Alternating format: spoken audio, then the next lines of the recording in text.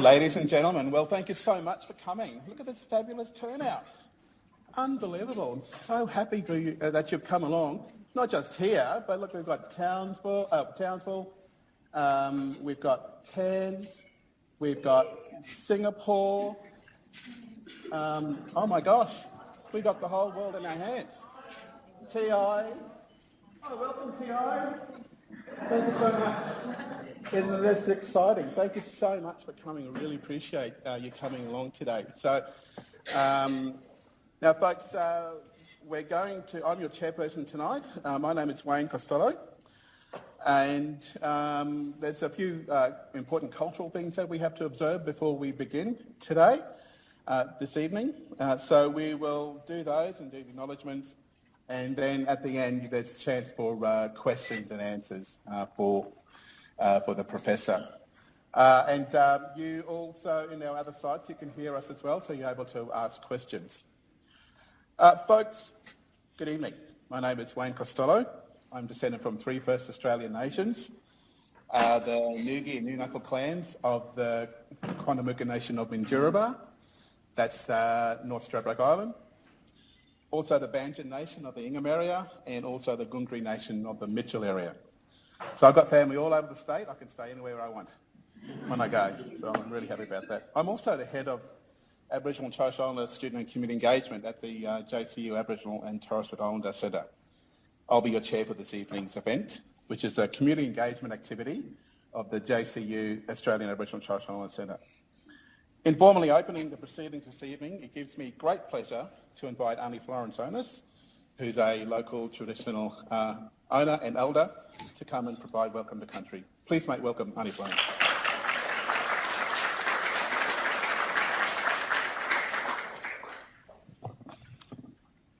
Thank you very much, Wayne. Wadamuli, and welcome to the annual Mabo Lecture 2016. James Cook University is located on the lands of the Bindal Nation, who are the Aboriginal traditional owners of this territory. So on behalf of our elders, both past and present, I welcome you this evening and also acknowledge our neighbouring clans, the Walgarookaba Nation. I'd also like to say Wadamuli to everyone here this evening, and to all traditional owners from the Cairns, the NPA, the Torres Strait Islands, and those present here today. I welcome elders, students, staff, community, and distinguished guests. I'd also like to especially acknowledge members of the Mabo family, in particular my sister Gail here representing her family, and any other members of the Mabo family that may be present in the video links throughout the Torres Strait and Cairns area as well.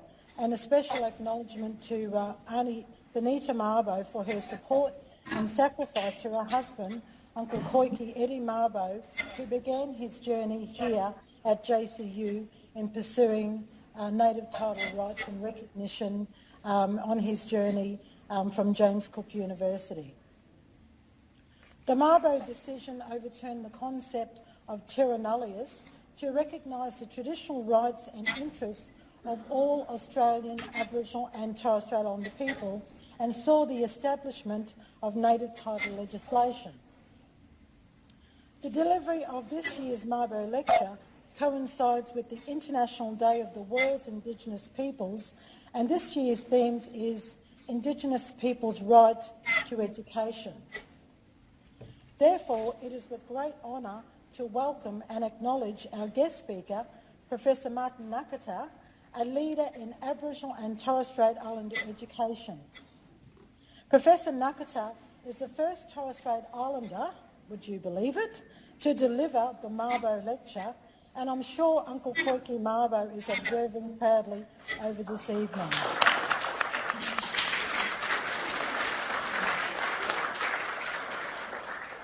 So Wadamuli Yufla and Big Esso from Bindal people. Thank you.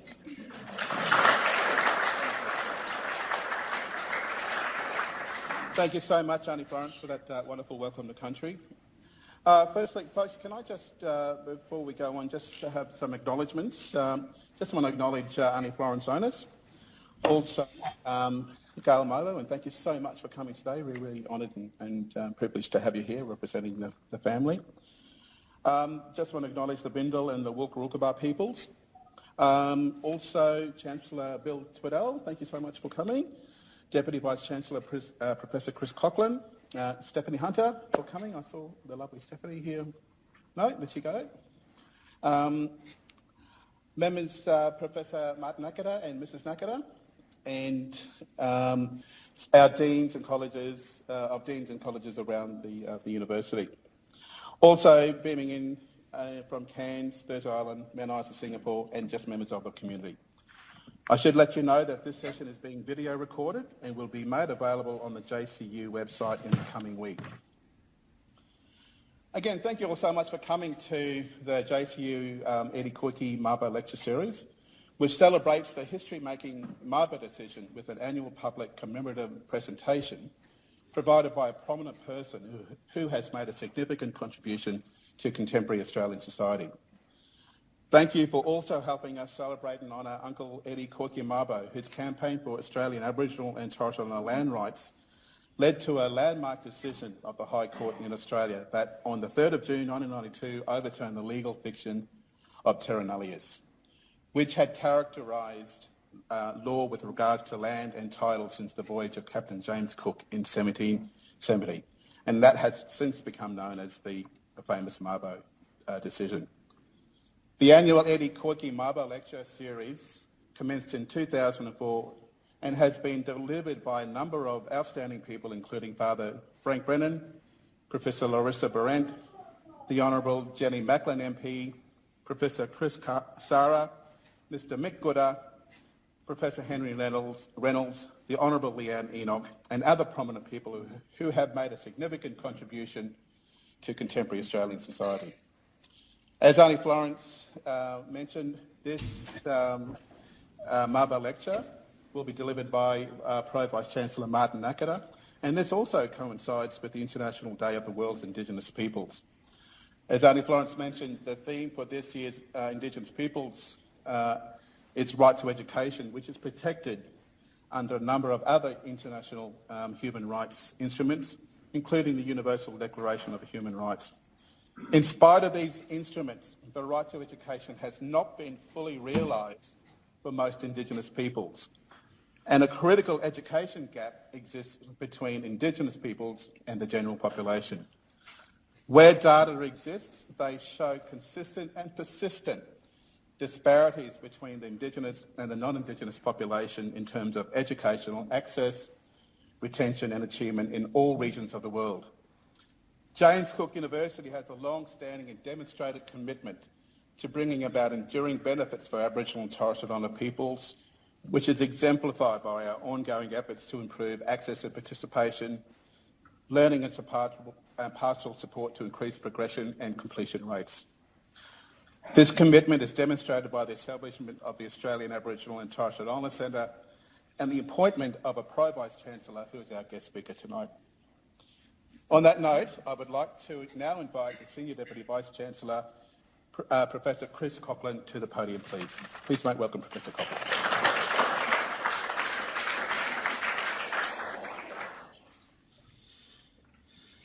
Thank you, Wayne.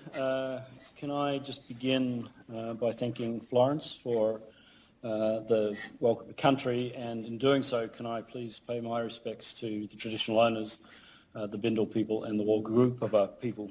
I'd also like to acknowledge Gail, and I'd also like to acknowledge the University Chancellor. Can I extend a warm welcome to all members of the public, whether here in Townsville or at the other sites that have beamed in. And can I also extend a very warm welcome to the members of the university community, staff and students. As Wayne has indicated, this is a very important event in the overall calendar of the university when we celebrate the important national contribution and indeed international contribution that Eddie Koiki Mabo made in his challenge to the prevailing wisdom in regard to land rights, and which led to the overthrow of the concept of terra nullius as it was applied to Australia. We have been blessed, I think, over an extended period of time by being able to prevail upon a considerable number of very high-profile people who have come and delivered the Mabo lecture and have provided, I think, a wonderful window on Aboriginal and Torres Strait Islander affairs across Australia. And those people, some of them will have been familiar to you, some of them have played a very important role in the Mabo decision, including council that were involved, as well as people who have been very close. It is indeed wonderful that today we can have a presentation from a Torres Strait Islander by origin, and it's an interesting reflection on the fact that we haven't done so to this date. It does give me great pleasure to introduce our speaker, 2016 Mabo lecture speaker, Professor Martin Nakata.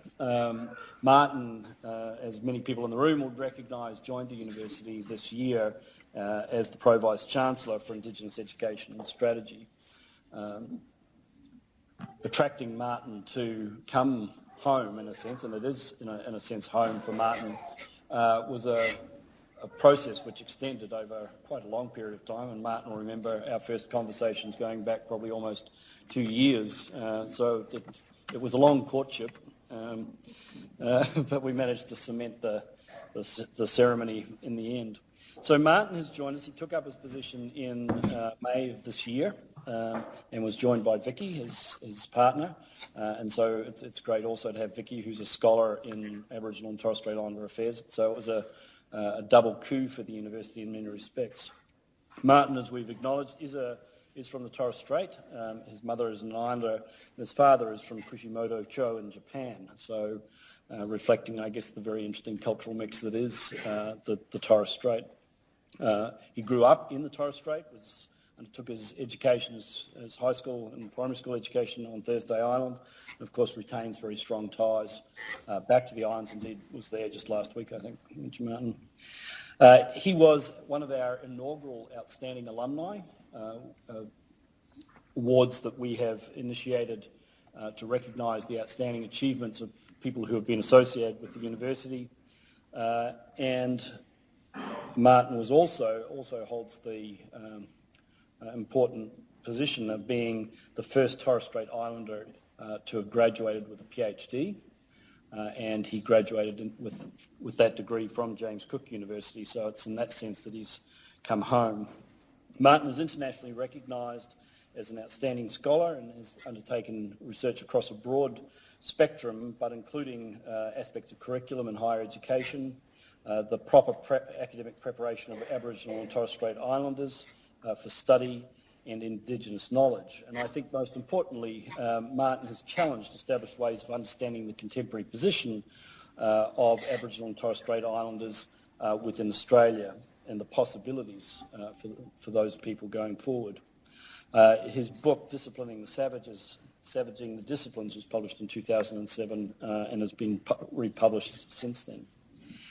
Martin came to James Cook University from the University of New South Wales, where he had been responsible for had similar responsibilities, and on the basis of his experience at New South Wales and indeed other universities within Australia, he brings extensive research, management and strategic experience, which will be the foundation for a renewed period of growth and expansion of our Aboriginal and Torres Strait Islander Centre here. In addition to his work within the universities, Martin has also been extensively engaged in external advisory committees, which are too numerous to mention. On that note, I'd like to invite Professor Martin Nakata to deliver the 2016 Mabo lecture titled The Legacy of an Island Man, Now Enshrined in Approaches to Formal Education. Martin, please.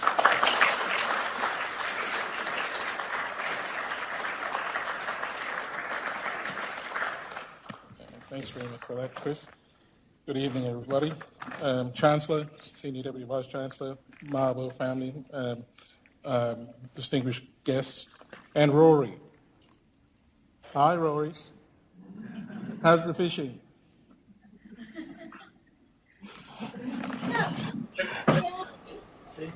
Good.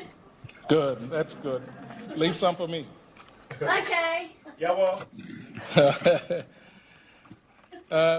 It is an honour to be invited here today to deliver the 2016 Mabo lecture. I thank Florence for the warm welcome and pay my respect to the traditional owners of the land we're on today.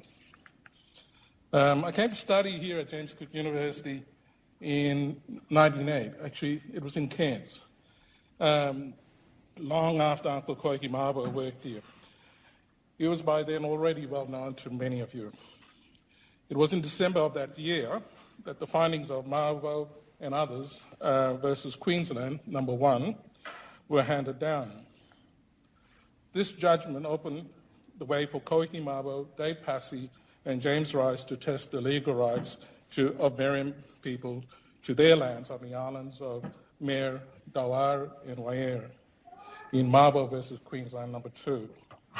The result, as you all know, was a 1992 judgment we now know simply as Mabo. Although my heritage is in the central islands of the Torres Strait, I've always had an admiration for the Murray Islanders. They seem to wear their independence proudly but quietly. The history of the Meriam people exemplifies the Islander concept of coming up equal. And they approach their colonial relationships with the expectations of equal exchange. Mabo has come to be the symbol of this because he succeeded in forcing an equal exchange. This was recognized by the highest court of Australian law of his pre-existing entitlement to his land under Marlowe's law, which is the traditional law, and he and the other plaintiffs deserve their place now in Australian history.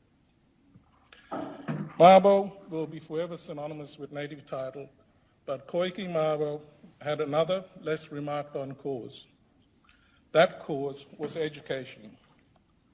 For 12 years, between 1973 and 1985, Koiki and Benita Mabo and other parents, with the help of other supporters, established and ran the Black School, community school here in Townsville.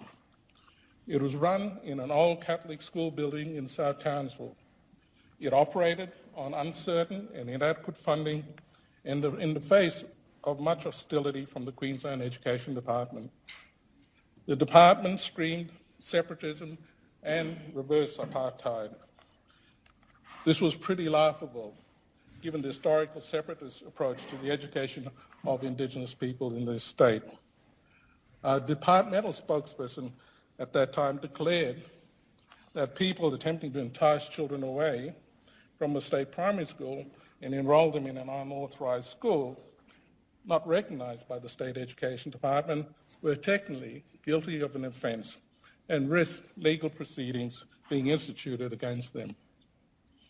Yes, slightly hypocritical of the department, given that at that time, the school on Mer and all the other Torres Strait Island schools, excepting Thursday Island, were not run by the Education Department.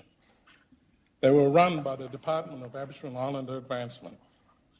Indeed, these schools only came under the Department of Education in 1984. So at the time Koiki Mabo got the Black Community School going here in Townsville, children in the Torres Strait Islands were still being taught in online, uninsulated, fibro school buildings run by the Department of Aboriginal and Islander Advancement, not the Education Department. Mabo and the other founding parents set out the Black Community Schools aim in their manifesto. And this was to give Black children an alternative education more suited to their needs, to involve the children's parents and community in these children's education, to avoid the post-grade 4 slump in learning by substituting a schooling which will give encouragement and hope, not indifference, to substitute teachers who are understanding of Aborigines' difficulties and differences in outlook and aspiration, to provide a satisfactory climate for the tuition of children who are academically oriented and motivated towards eventual tertiary education, and to be a focus around which the Black community can operate. That manifesto was written 41 years ago. Much has changed in Indigenous education since the Black Community School closed in 1985 and since Mabo's death in 1992. But for all of that change, some things did not change. Despite improvements, many of the points in the Black Community Schools Manifesto still apply to a large degree. The post-Grade 4 slump is now the post-Year 3 benchmark gap, which widens again in Year 6 and 9 NAPLAN results. We are still searching for more effective and appropriate education for different cultural and community contexts. We still talk of the need for more parental and community involvement and inclusion. We still talk of teachers needing to understand our children and their challenges and different needs, despite mandatory units in Indigenous education for pre-service teachers. And we still talk of lifting children's educational achievements and aspirations for higher education while they are at school. But yes, let's give change its due. There is a growing population of Indigenous students who are doing well, some very well in schooling. But for the larger proportion, especially in far regional and remote parts of the country, the educational gaps still widen as Aboriginal and Torres Strait Islander students move up into and through secondary school. In remote areas, the reasons for this are very complex and solutions remain elusive. And yet, success in education is an essential ingredient for a good future, perhaps second only to the security that comes from being loved and cared and well cared for in childhood. Without the benefits that come from meaningful educational achievement, from the confidence that comes with educational success, Aboriginal and Torres Strait Islanders will continue to face difficult and disadvantaged futures. If you read about the Black Community School, you can see that Mabo was a thinker as much as he was an activist. In the way the curriculum was managed, the school engaged the fundamental tensions that still frame our approaches to Indigenous education today. This is the tension between an equal education, which is the same education that other Australians have access to, and an education that includes attention to the students' cultural traditions. Mabo was concerned about the transmission of cultural knowledge in the generations of children being raised away from their homelands, and so the school included cultural knowledge in the curriculum. Since 1989, this fundamental tension that the Black Community School engaged has been at the heart of national Indigenous education policy. This is the quest to provide an education that enables Indigenous people to take advantage and prosper in the wider society, and to be able to access forms of education that enable us also to preserve, maintain, and continue to develop our own cultures, organisations and communities as and where we see fit. There is in the National Indigenous Education Policy and in the principle of self-determination that underpins it, that is a notion of choice. Of course, the Indigenous collective's right to choose the way forward according to the values, best interests or needs of our own community. The policy principles are broad enough to allow local interpretations that accommodate local conditions and goals. They've been solid enough to remain meaningful over time. But there are dangers when the arguments and advocacy derived from a broad-based policy lead to a common field of generalised explanations and solutions in Indigenous education. In interpreting policy principles into action, difficulties and differences arise in responding to the needs and conditions of diverse Indigenous contexts. Difficulties arise when solutions proposed for one context are applied uncritically to other situations as if the conditions and goals are exactly the same. Difficulties also arise in dealing with the tensions between equal education and cultural maintenance and how to interpret that into educational practice. Koiki and Benita Mabo observed the problem in their children's reluctance to go to school, where racial taunts and teacher indifference reduced the children to tears and made them reluctant to attend school. They both acted to establish a better environment in which Aboriginal and Islander children could enjoy learning. Mabo did not dismiss the worth of an equal education, what Torres Strait Islanders called long ago as proper education. He wanted his children to get the benefits of education and acted because he did not see that as a possibility in the state public schools at the time. In working towards our own Indigenous goals in education, it is important that along the way we do not lose sight of the purpose of education in the wider society and why we want our children to fully participate and do as well as others in that society. Most importantly of all, we must back our belief in our children's capacity to engage and succeed in an education that will equip them to take full advantage of the opportunities open to all children. One of these opportunities is higher education.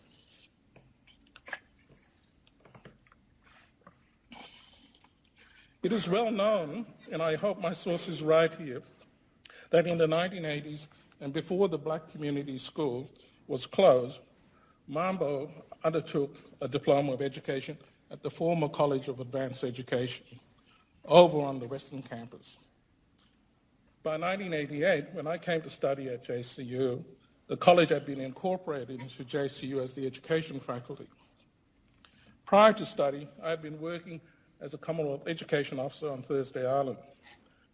I felt I would be better positioned to do that job if I held the same body of knowledge as teachers, in addition to my local knowledge of the educational aspirations and challenges faced by the Torres Strait community.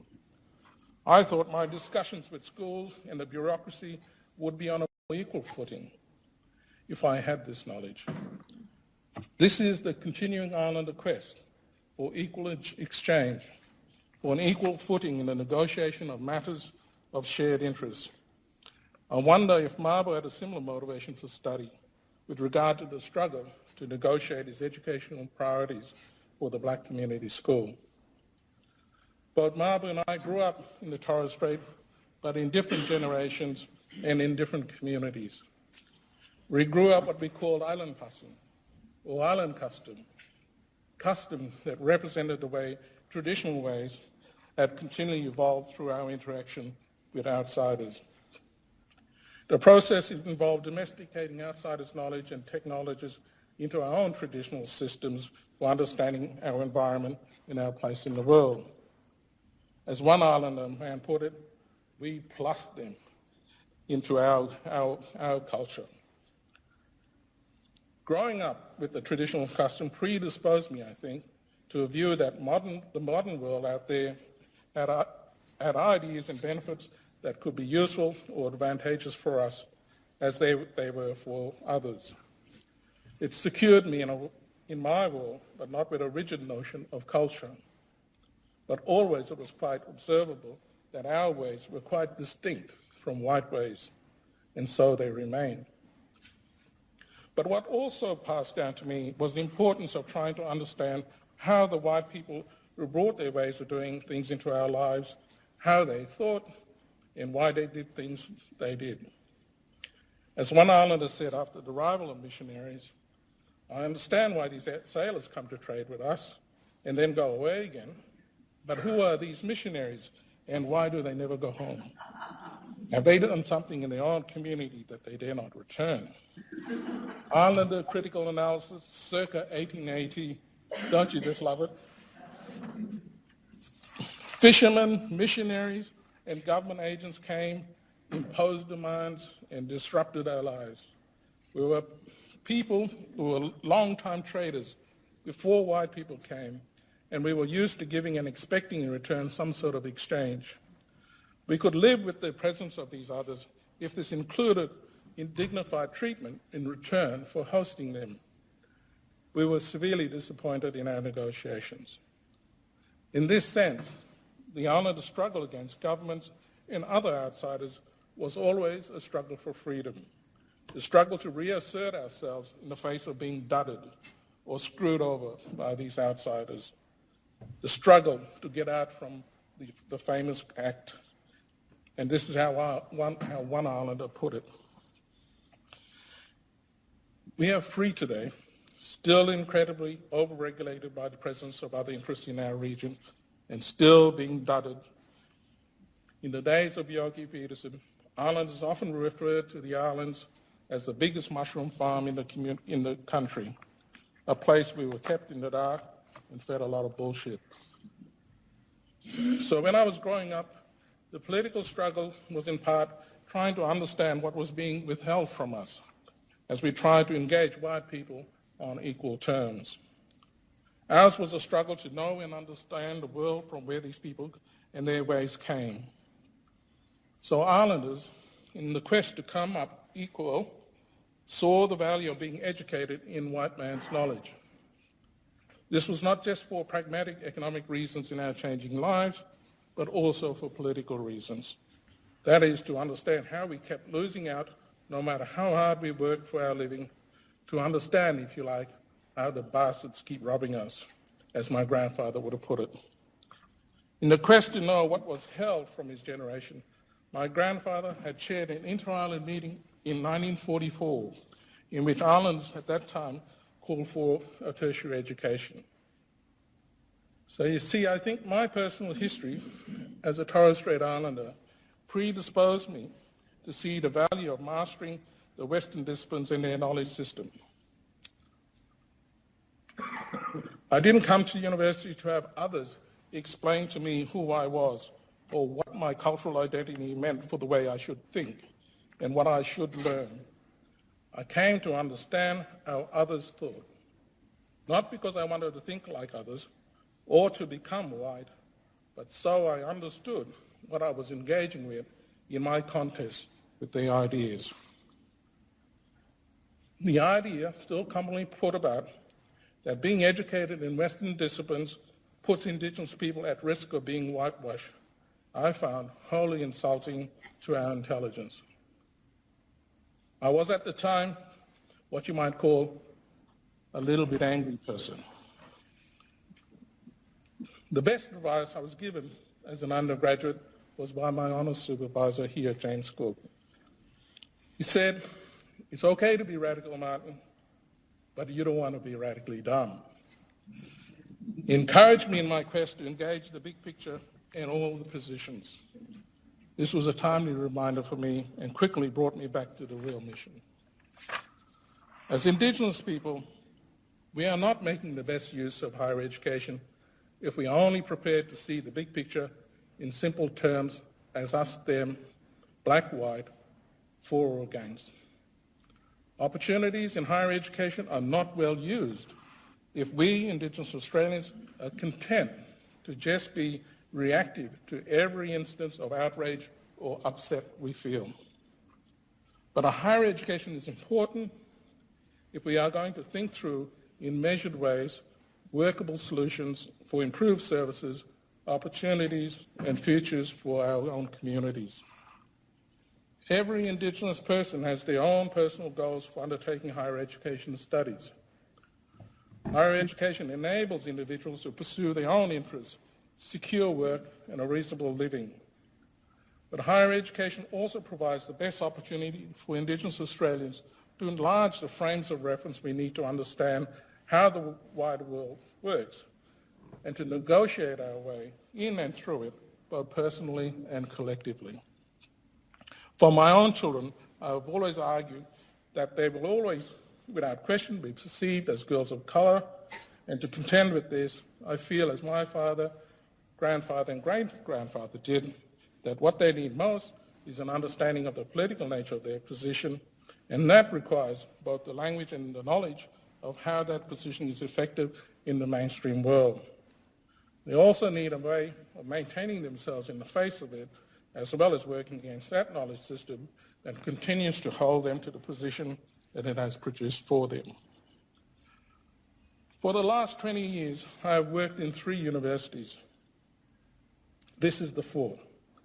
Directing in different places, Indigenous research, Indigenous student support, Indigenous teaching programs, Indigenous studies, and the like.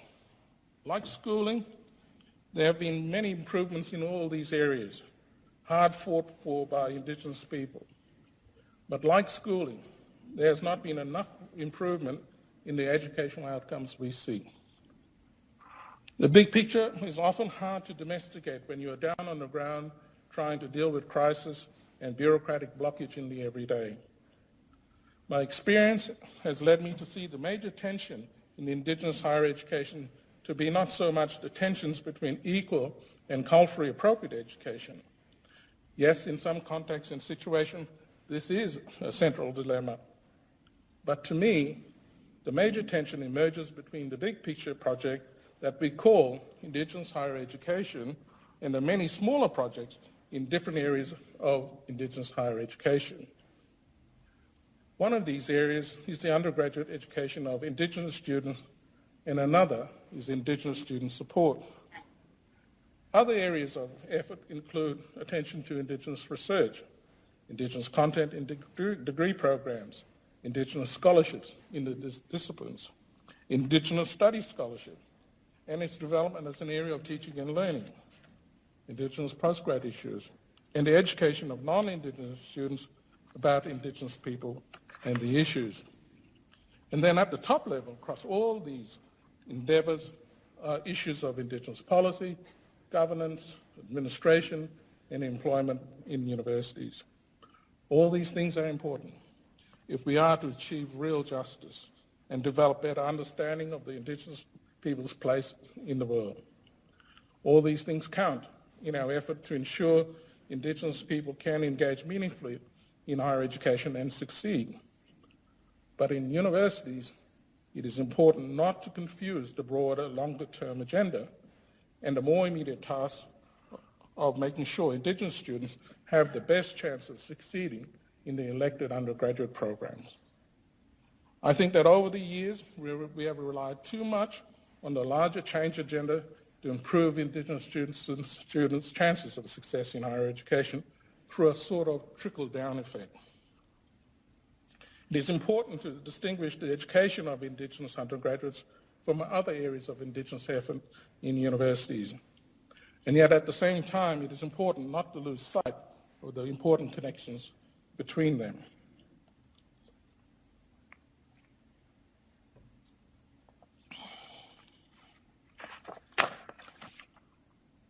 Over the last few decades, a number of overarching frameworks have guided our approaches and condition what we can achieve in higher education.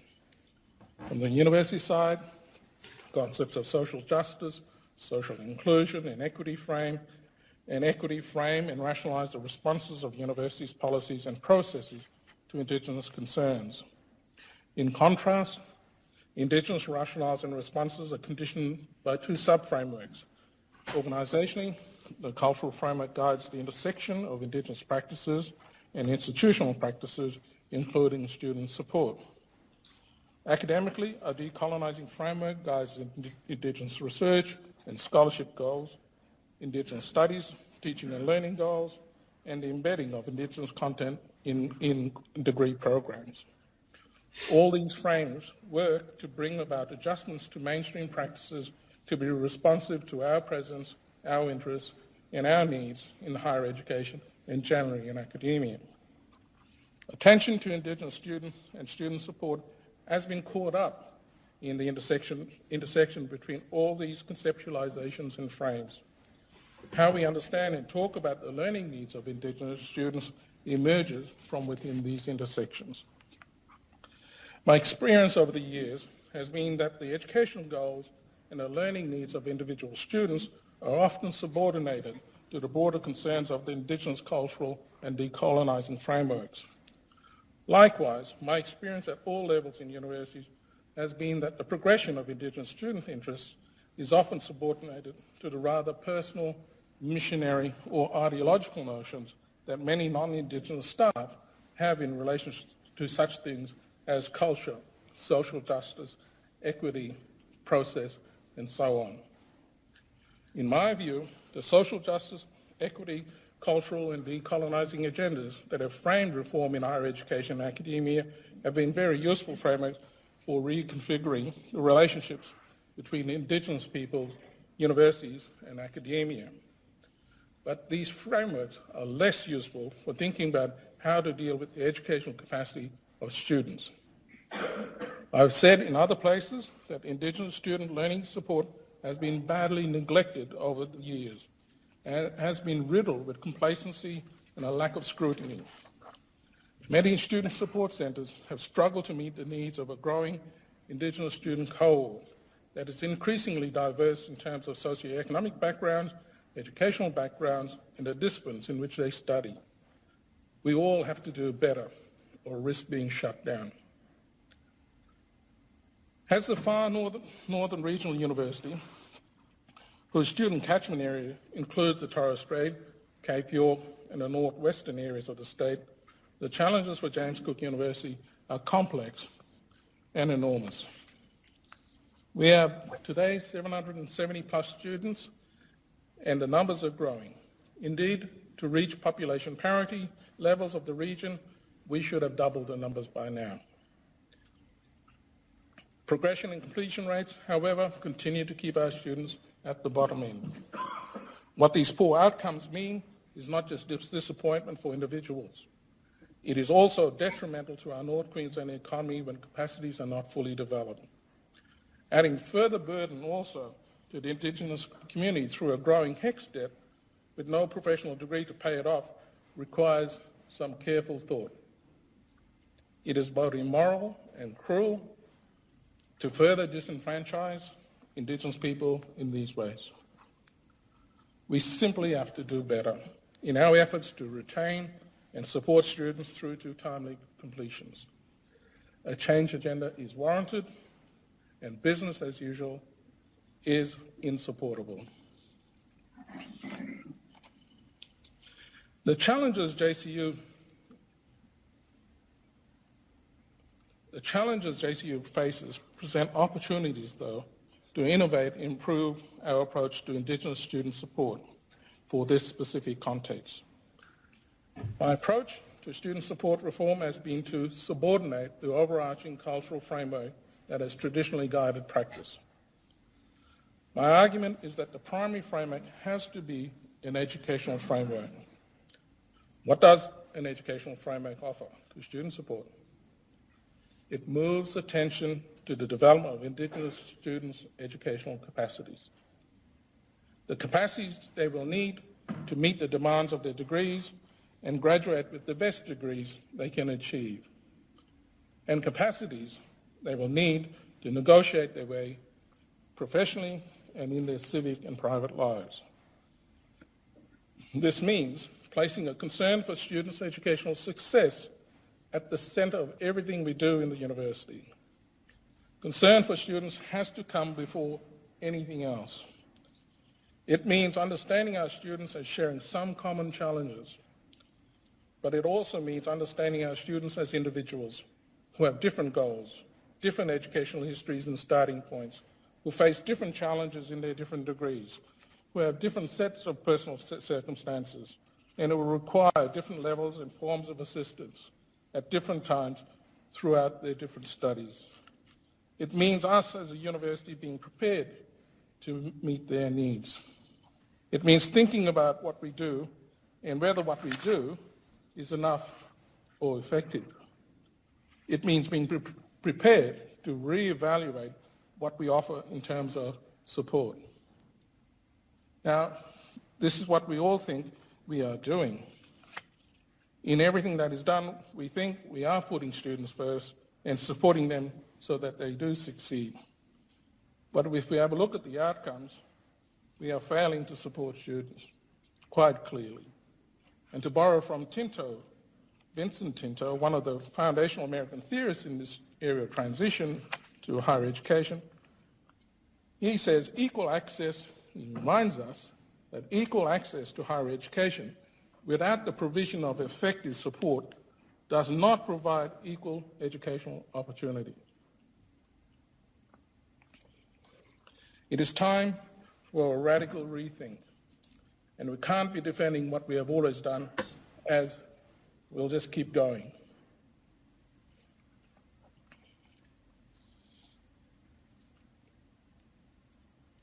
If we are concerned really concerned to support Indigenous students so that they do develop the capacities they need to succeed, then we must start with a big picture of their educational journey. The big picture starts with the continuing core outcomes of schooling. These outcomes, past and present, mean that the majority of Indigenous school leavers and mature age students will require special access conditions. However, it is easy to set students up to fail if the gap between their knowledge and skills and the requisite or assumed knowledge and skills needed for the programs in which they enroll is too wide. Unless we intervene and provide the right support they need to overcome these gaps, we will continue to lose them as we have been doing. Under an educational framework, it is the selection and admission stage which is the fulcrum or the pivot point from which we must design our interventions at the pre-entry stage and in the post-admission stage during the period of university study. What are the minimal capacities we want students to have before we admit them? How will we determine if students have sufficient capacity to succeed with the support we can provide? Can our traditional forms of assessment do this? And what do we have to provide them after we admit them to ensure they continue to develop capacities they need to succeed and complete?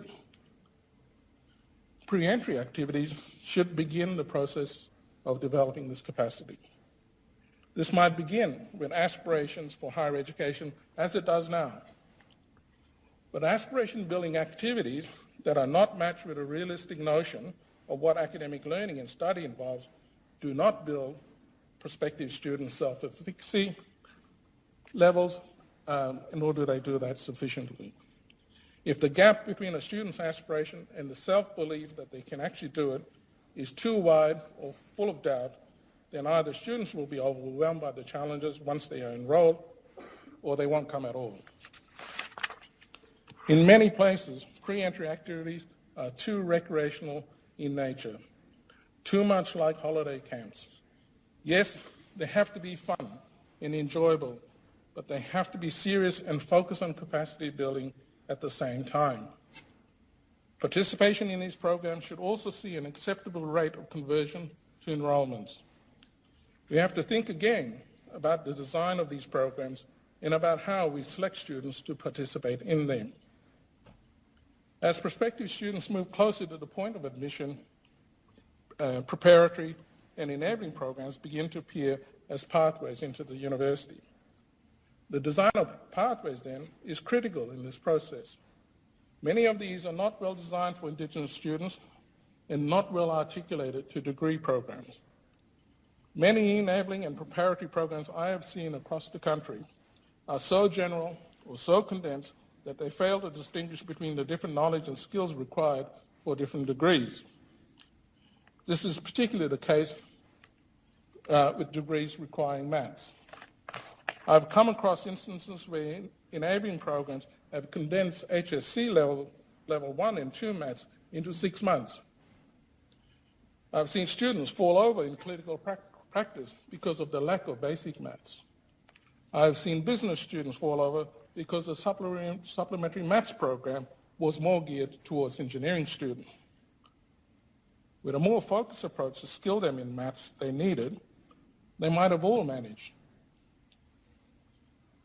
At the admission point, it is also how we select students that is critical to their chances of success.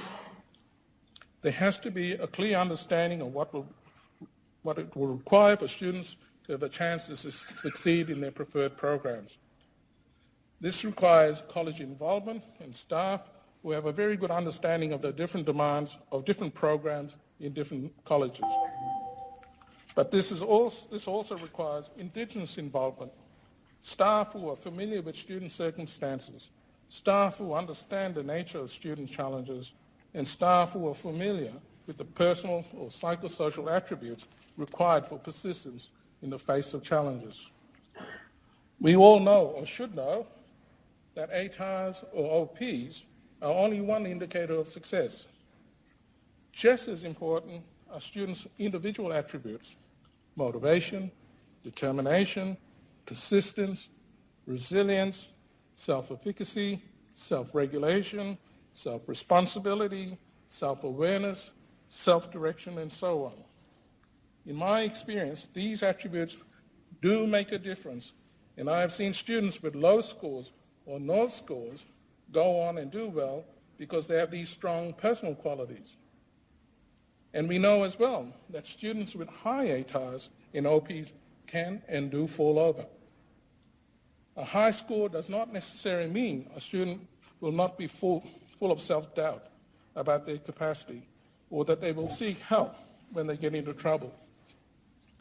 High scores do not necessarily mean that students will have sufficient levels of self-efficacy or resilience in the face of setbacks to manage independently. So we have to be very careful about what informs selection decisions and what assumptions we make about student capacity. And what we must remember is that these capacities, academic and personal, can be developed and can be strengthened through the ways we provide student support.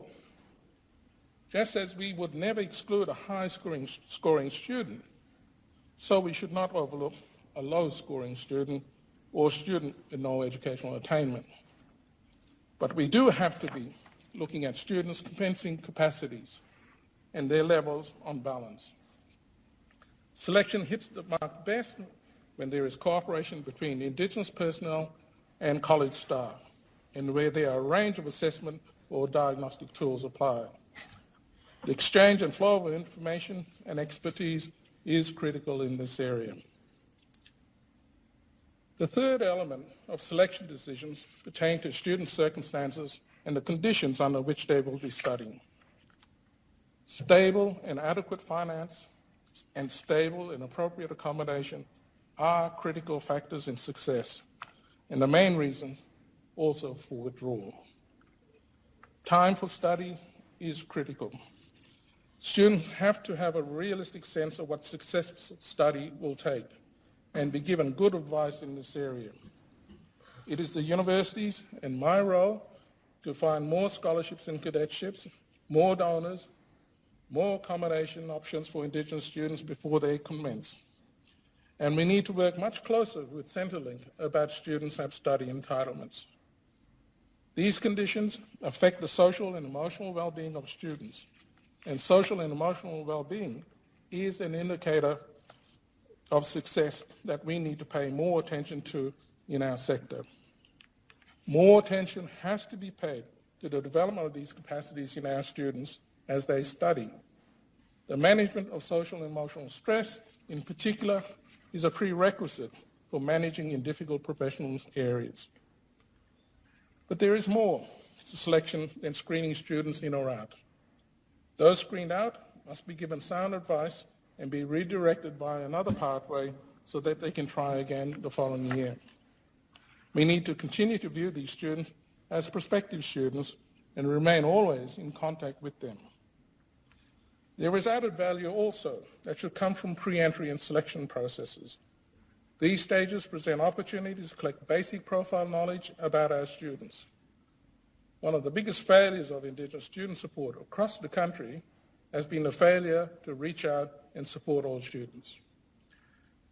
We cannot support students if we don't know them, what programs they are enrolled in, their educational starting points, their strengths and vulnerable points, their personal challenges of health, family life, accommodation, and finance. The task of student support, once students are admitted, is to keep building from there. We cannot provide critical interventions to support their success if we do not keep in contact, if we do not monitor their progress. They will not come to seek help if we do not let them know that we care about what happens to them, all of them. Intervention has to come early to avoid failure and withdrawal. And so we need to be organized by commencement and as early as orientation week. I have observed over the years an ambivalence towards the provision of too much support for Indigenous students. There is an anxiety among us that too much support, particularly academic support, will encourage dependence. and that students will not become the self-reliant, self-regulated, autonomous or independent learners that they are expected to be in higher education. But our early research finding from an ARC project on Indigenous academic persistence suggests that students who use learning support can and do indeed are highly motivated to move from dependence to independence in managing their learning, as long as the support they are given fits their needs at the time and assists them to develop their capacities to manage on their own. Students seem to move from using support to work through content and skills difficulties to using it to work out and refine their strategies for learning and for study so they can improve their results, to then reducing their use of support when they feel in charge of what they are doing. Our research reveals that academically able students who use support when they think they could succeed without it use it to improve their current results. Sometimes they use it to speed up their movement towards independence by seeking to develop their personal study strategies and habits. Sometimes they use support to keep motivated and on top of things when their self-regulation begins to slip. This can only mean better quality academic engagement and, for us, better graduate qualities. To encourage students to take control of their own learning, those in support roles have to understand the learning challenges and processes which students have difficulties with. Staff have to check that the form of support is working and that what they do is enabling students to gradually become more independent.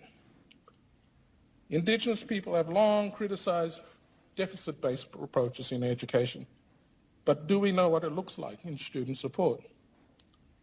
A deficit-based approach confines itself to a view of academic support as remedial work in content and skills areas for a limited period of time.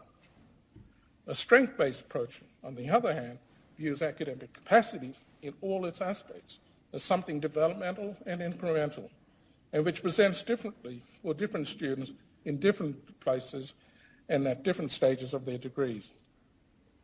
I've had the privilege of knowing a student who used ITAS tutoring in every subject, in every year, throughout an entire degree program. She was the most focused and hardworking student. She had a disrupted home life and entered university without the requisite skills. She knew she did not have the right skill set, and so she was focused on what she had to do to succeed.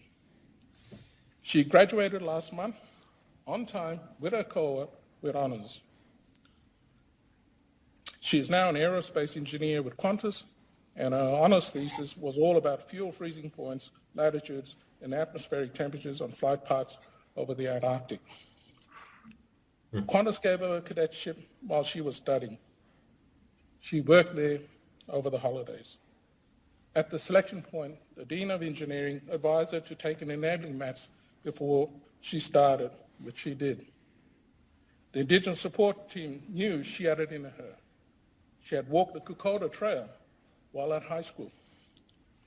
This student had all the necessary attributes as far as we were concerned: the right motivation, interest, self-direction, self-efficacy, self-direction, self-regulation. She had good learning support, good financial support, and good stable accommodation. That's what it took, and that's what it will take to do it here. But her success was really due to her own effort in applying herself to her course and working always to becoming independent. Through her own effort, then, she succeeded. Don't ever let it be said that our kids don't have the capacity to succeed, or that too much support breeds a passive dependence. It is our job, not theirs, to work out how to provide support in a way that enables them to take charge of their own learning and become independent in time. The lesson for those of us in student support areas is that we just can't demand students to develop their independent capacities. We have to assist them to do so by providing a more thoughtful program of support.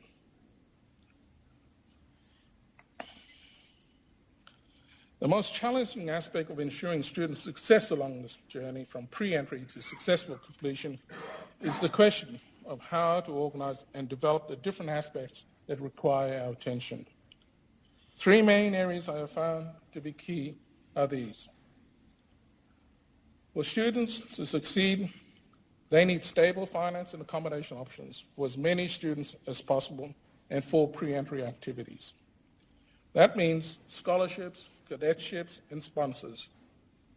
We need good relationships with the colleges, student services generally, and all the other relevant areas of the university. We all understand that the goal is improved student retention and improved completions of commensurate standards. We need to rethink the design of student spaces that encourage a sense of belonging to their own student community as well as to the university.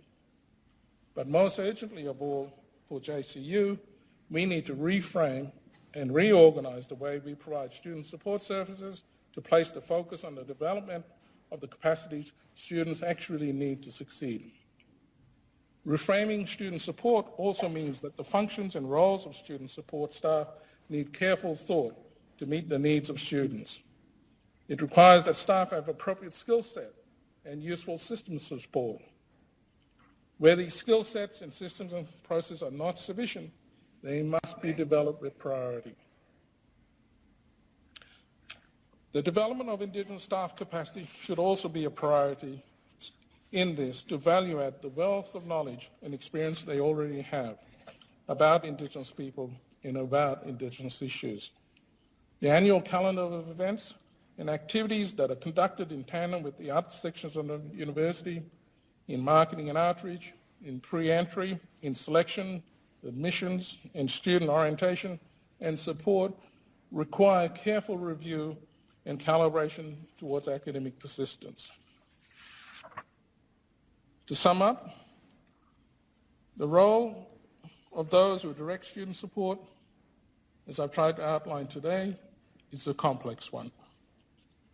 Those of us who are charged with management responsibilities have to oversee the development and implementation of systems and processes that will enable our support staff to know all Indigenous students and their educational histories and starting points, to anticipate their needs for support, to plan for and organise that support, to provide early intervention, to avoid early failure or withdrawal, to monitor students' progress always, to keep track of student outcomes, to evaluate and refine the strategy of student support officers, and to adjust where indicated the overall strategic direction.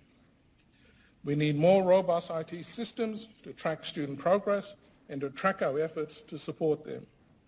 We need statistical data, analyses, and standardized reports that are useful for our emerging work, our own internal accountability purposes as well.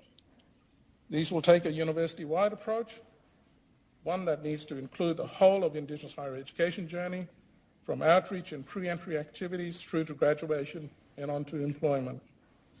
We cannot do this from within current thinking on information architecture and systems. Rethinking and reforming Indigenous student support is never an easy task, but it is doable if we work together. Change processes are always difficult and generally very messy. But our communities in North Queensland, indeed Indigenous students in the North, deserve and need us all to make a greater effort. We owe it to them and the futures of our communities. We need to play on a different part. But we also owe it to those Indigenous people who have gone before us and who have struggled to make things better for us in education. People like Koiki Mabo, who stood up in the 1970s and established a school to improve Aboriginal and Torres Strait Islanders' children's success in education.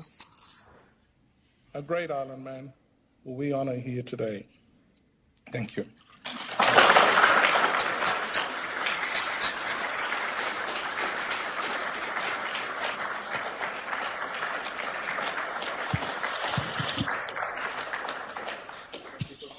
Professor Nakata.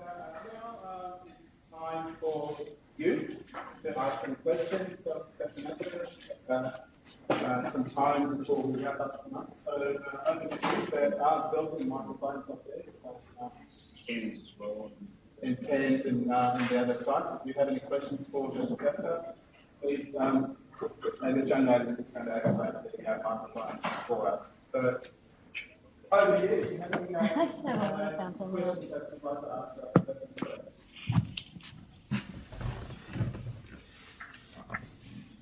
We have a question in Cairns. Yes. Good afternoon. Thank you for that really inspiring talk.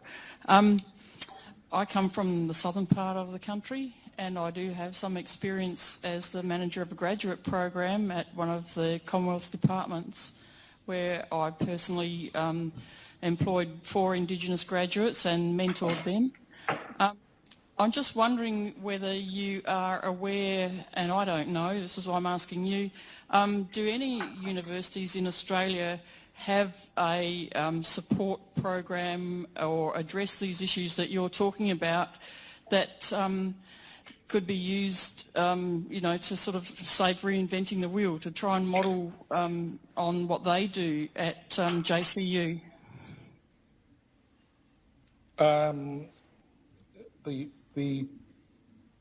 Yes. And do you know where those programs may be? Because I can't remember, but I do have a sort of a vague feeling that I did hear of some universities who have some very good support programs for their Indigenous students. Yes, look, one of the reasons Chris has dragged me up here after 2 years of promising me fishing trips was to lure me away, excuse the pun, from a situation where we had been creating all these services. We've taken a similar situation such as we have here in JCU, and we've taken the retention rate and the completion rate, particularly the retention rate, to higher than the sector average for all kids. So these are Indigenous kids now being retained in the system at rates higher than the sector average for all kids. We not only did that, we also raised the completion rate and particularly the pipeline of students that are retained in the system for the completion of degrees. For instance, this semester at that university, I think there's about 24 law graduates to come out this semester alone. We have broken the national record for medical graduates 2 years in a row. We smashed the Indigenous PhD completion rate last year and almost more than the entire country achieved. So this rethink that I'm propositioning is worth thinking about, and yes, there are different circumstances here in North Queensland, but I really have no doubt, having now met a lot of the staff across the university and the commitment and the passion with which they're going about things, I think we can really do that here and better if we're allowed to proceed with some liberties to be able to appoint the best people we can in these positions. And if we're able to do that, I can feel quite confident that we could actually surpass some of the gains we made at UNSW. Thank you. Martin,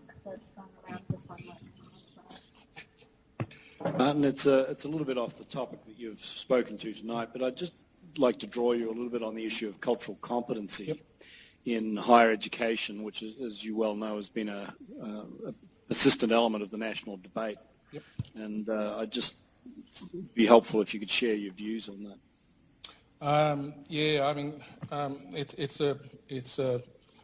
It's a position that's been taken up by most universities, and unfortunately, I was one of the early advocates of it, and I've regretted it ever since. And we've had lots and lots of activities across the sector in trying to skill up the competency levels of non-Indigenous staff. Why I do this is because it took our eyes off the agenda for Indigenous students. Here we are now providing resources and effort to assist non-Indigenous staff and at the same time not increasing the resources for the help that Indigenous students were getting. And for my beef, that kind of stuff is an example of what I've been talking about today. When you have these overarching kind of priorities, subordinating the energy levels and the resource levels that needs to be addressed in relation to student learning support. Generally, the competency framework has had some success in not just here but in other countries, but always the success is qualified. So you can be competent after a particular activity or in service, but for how long? Do you have to do a renewal every year? Can you really be competent in dealing with all the complexities? And all kudos to helping all non-Indigenous staff to be better and more responsive to Indigenous needs. But, we've got to get our ducks in a row. Got to get our kids out the door first, yeah? But I'm probably the only one who have a negative view of competency framework. So I take my position in that.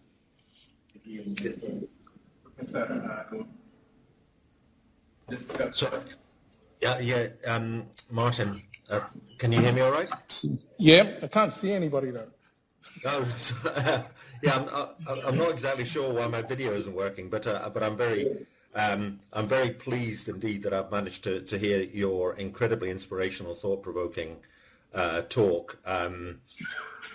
One of the things I was thinking as I was listening to it is in effect, if we had a centre for refugees or a centre for students with disability or a centre for students from low socioeconomic background, would I be hearing exactly the same message? And I think I would. Yeah. Because I think what you're talking about is the challenge that we have to support students wherever they come from to be their best.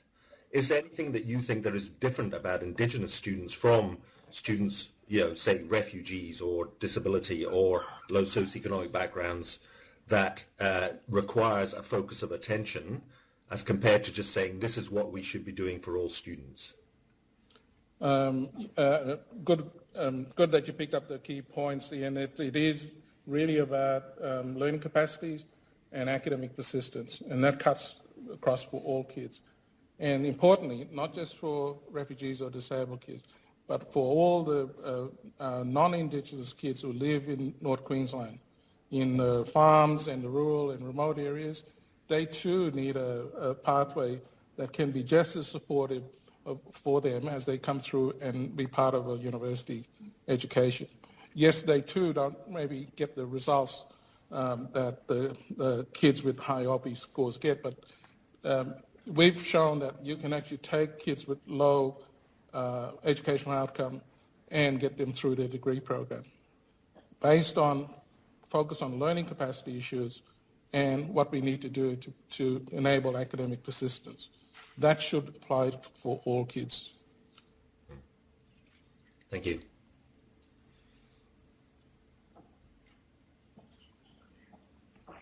Hey, Sally, you're here.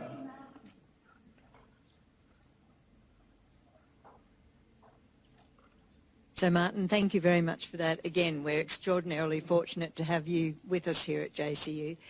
Just picking up on a point that Ian made then, so how important do you think it is for our Indigenous students to be able to see role models, to see students just like them who have been successful is one part of the question. And secondly, how engaged should we be in more inclusive curriculum design so that students might be able to see themselves reflected in the curriculum? Yeah, it's like the competency one. I'm not a fan of these things, but the role model one, absolutely. There is a need to be able to demonstrate to kids that it is possible, but that shouldn't be the panacea for getting kids through university. That should be a hook that initiates a process that actually starts to build the capacity of kids to get here. We can no longer keep trotting out role models as if somehow they can just stand up and be like that. There's a whole process of building capacity that actually they need to get there. Else you're raising expectations and not being able to deliver the goods. And role model programs essentially have delivered the high expectation but low actually conversion to full-time studies. The other issue was embedding Indigenous content in the curriculum areas. It's something that I've written and published about over many years. There are ways of doing embedding, and there are ways of doing embedding. And how we've been doing embedding is not much better than a patronage of Indigenous issues. There are other ways of engaging Indigenous content that actually enhances people's education. And that, I think, we've not really investigated in any serious way in the country. We plan here to try and develop some demonstration subjects in this area so that we can show how you can actually make this stuff really fly and not just be content with this kind of soft patronage of including people in the curriculum, which is what we've got today.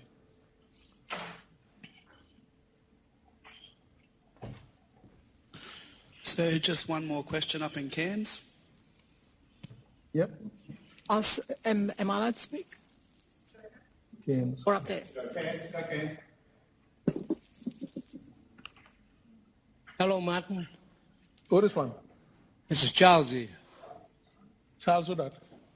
Mr. I can't look you. Huh? I'm at the back. Charles, who that? It's nothing there. Up there. Charles, who that?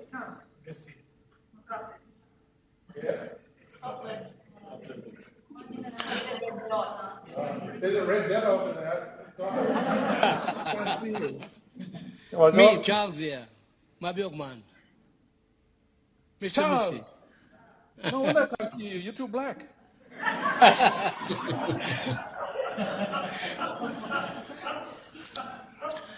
Anyway, Bala.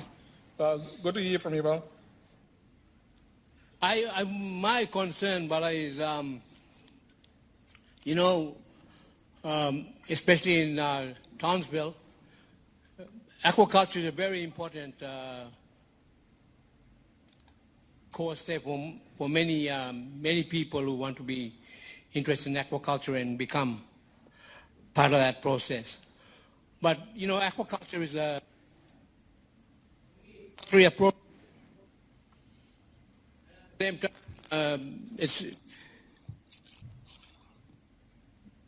the same time, it's a good way of generating income in remote communities, because most of our communities are remote and the water is very pristine. But at the same time, aquaculture it can be detrimental to the environment, which is true. But it can also reseed the Great Barrier Reef, and many other species can be introduced back into the ocean again, like corals, like pearl shell, like giant clams, like trochus. Now, my concern is when I go to Torres Straits, I don't see many remote communities there. I don't see any infrastructure in place promoting sustainable industries. Now, JCU plays an important role in education and also in industry as well. So why can't I see the two combined together and promote education as well as sustainable industries, not only in the Torres Strait, but along the Great Barrier Reef and also in remote communities? And this is my argument. Education plays a very important role, and yet we don't see infrastructure in place. And not only you can't put the blame on the universities, but also look at why the political system is not in place to promote not only education, but also sustainable industries, get rid of unemployment, and provide social and economic benefits for one and all. I just want to ask you, how can we have an input into that, and how can we promote change to education? Charles, that's all for that. These are questions also largely for the Torres Strait community too, and Yumi leaders on top, about how we prioritize the development of industries. That's right. We've been asking that question for a long time now, and there you speak one. Well, ATW youth have been work for a long time with the ocean. They, harvesting crayfish, and not only crayfish but turtle, dugong, and also pearl shell, trochus, etc. How can we make that change, but at the same time develop the community, and at the same time improve the health of the people? Because all these things, they're all interdependent, and we need to create change through education, not only within provincial centres like Cairns, but also in remote communities in North Queensland and other areas. Thank you. Well, yes, for that, Charles. Yeah, I mean, there are many ways to tackle that, from our end, we could probably do a lot more in relation to getting our kids into the STEM areas, so that we are getting our kids into the areas of science that matters to the Torres Strait. There are also discussions going on with some of the islands that I'm having with in regards to some of the infrastructure stuff that you talk about. We've been working at Murray Island now for some years, and we're just on pause there at the moment. But we're now kicking up relationship with Yarrabah, and just last week I've had an interest from Cyber Island wanting to help do the same kinds of things. So currently I'm being inundated by lots of calls from communities to do exactly what you're been talking about, Charles. It's a big job, Matamia 1-1, and hopefully over time we can have you and others coming through with some capacity to then to be able to take up some of the work that needs to be done in the communities. Because you may not just talk about island community on top, but we got all them Aboriginal community right down here too. Right here, Kustuwe, Mifla, Yahweh, Palm Island, another place. So you may have to spread the love a little bit, and the energy level of a few of us really has to be managed properly. Otherwise, you go burn out too many people there. Thank you, Martin. So provocative, and I know you'll take that as a compliment. I'm just thinking that the ways we think about particular issues, and particularly about complex social issues, changes over time. So you say that at one time you were an advocate for the cultural competencies, and then you smack yourself and say, no, that was wrong-headed, wrong direction. I'm just wondering, really puzzling, really reflecting on your comments about selection and the non-academic personal characteristics on which we might base selection. And just thinking about how that might be done. There are very few programs at the university that do that. Medicine does, and as of next year, education does, and will do so nationally. But for the other programs, that's not a requirement. So I'm just wondering what your thinking is there and how you might progress that. Yeah, look, I'm starting to go around now to talk to the divisions and the colleges. And Ian, I think you and I are meeting next week. Yes, we are. Yeah. Yeah, so I'm looking forward to it.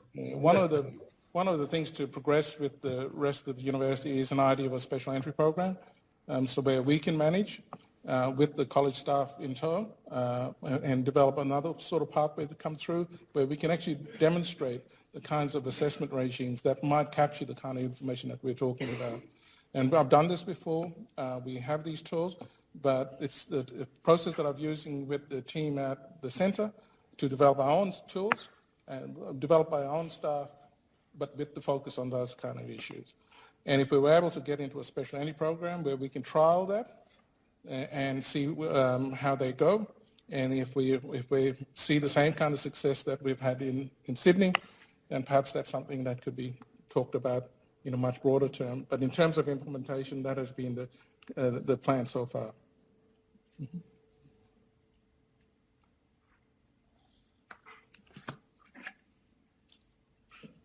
One more question up in Cairns. Yeah. Call your name up. Thank you very much, Professor Nakata. I'm Ro Hill with CSIRO in Cairns, a very inspirational talk. I just wanted to ask you, you are leading a centre, I believe, a centre for Aboriginal and Torres Strait Islander education, and just listening to your response about the sort of support that students need being very similar to what's needed for other socioeconomic groups. I wonder if you could talk a little bit about the value add that comes from having that support within a centre, if there is any. I'm assuming that there is, but perhaps you'd like to talk on that, or would this support be something that could eventually be embedded or should be embedded now in the actual university support? We're doing it. We're doing both at the moment. We're trying to build the services around the kinds of ideas that we've developed the services in Sydney, but we're also wanting to work with the university on other aspects that involves the whole university. So one of those things is around the architecture systems and services for capturing student data before they actually enroll. So we're going to trial a process that might help reduce the amount of students we lose from the time they apply for enrolment and the actual enrolment process. So we're trying to do both. We're trying to develop the services on the ground, but we're also trying to work with the university in small ways to be able to help convey the kinds of energy and direction that we think might be useful for all students. So just to clarify, Professor Nakata, is there an advantage then in having a centre to support Indigenous students? And if so, what is that advantage? Well, that advantage is that we've got people who actually understand the issues intimately, and these socio-emotional measures that we brought into place has been built largely about their understandings of their kids' needs in the ways that they've supported them in the communities. They have intimate knowledge of not just the kids, but the families and the communities that they come from. And we can never be, we'll be poor if we don't include that as part of the package. Because the kinds of things that I'm edging towards is the intimacies that you will never get from an assessment regime alone. The last question, because Thank you, Professor. This is very thought-provoking, lots of food for thought. I guess mine is not so much a question, but a comment and a reiteration of what you said. That I know with my work on Palm Island, that's my community, that there are many young people who have finished Year 12 who really desire to come to university, but have this reticence, this fear of coming here and the support pathways that are necessary. And the other thing, particularly linked with that, is their ability to go back to the community and engage in industry. And the university playing a part of the negotiation within government sectors, because there are gatekeepers still. And it reminds me of that quote, we have to be let out of the box. Some of us are still in the box. And I see JCU as playing a real big part about opening the lid of that box so that communities can go forward. Thank you, Leno. So one of the things that we've been doing over the last 2 or 3 months now I've been here is having a lot of conversations in the community, and we are now discussing those kind of pathways and having some critical reflection about how we've been doing that. And these are the kinds of ways that we've been trying to develop that process. So everything we talk about now is how do we move the capacity of kids from being dependent onwards throughout their journey to becoming more independent. Because as we get more independent, these are the kinds of ways that function towards higher completion and progression in completion rates. We've talked about how we would move that stuff from early years, particularly across all the non-traditional areas of study, like the STEM areas. We've also talked about how we actually would revisit some of our outreach programs and really adapt them to be more suited to the kinds of energy and direction that we're wanting to migrate towards. And that is the kind of conversations about what sort of capacities they actually need for engaging with university work. not just trotting out people with lab coats, but, engaging them in questions and queries about everything. And then they find out that that's the business of science. Not turn up with a lab coat and say, this is a science, and you too could be one, right? I mean, that doesn't make sense to kids. That's an adult perspective of the world. So how do we now develop these pathways and rethink some of the ways that might actually engage kids? And then, why not scaffold the pathway all the way up so that when we get them, even before we get them to enrollment time, they're actually now moving towards the capacities we actually need. And if we can get them to levels of capacity that we can deal with, then we already have the tools now, which we're building, to actually take them all the way through to the degree programs. So the kinds of conversation I'm having in the community, Charles, is really something more systemic that might actually get a whole proper pathway from the community to the university and out the other end. But not just our communities. This is all North Queensland community. These things that I'm talking about, these are not unique just to Indigenous people. We are just leading the way. Yeah? Okay, yes, sir. Time for a drink, huh?